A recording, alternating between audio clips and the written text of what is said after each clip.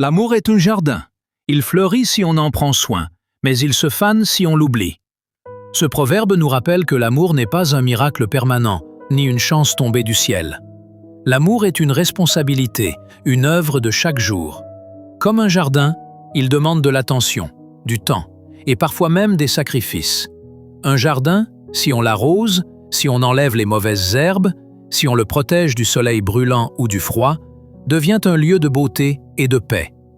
Les fleurs s'ouvrent, les fruits apparaissent, et la nature nous remercie par sa générosité.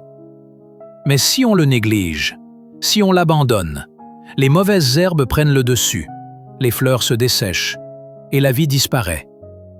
De même, l'amour se nourrit de petites attentions, un sourire, une parole douce, une écoute sincère. Il grandit avec la patience, la compréhension, le pardon.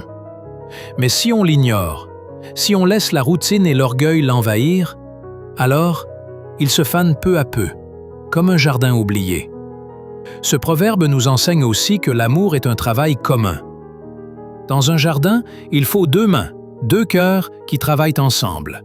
Si un seul sème et arrose, tandis que l'autre arrache ou détruit, le jardin ne pourra jamais prospérer.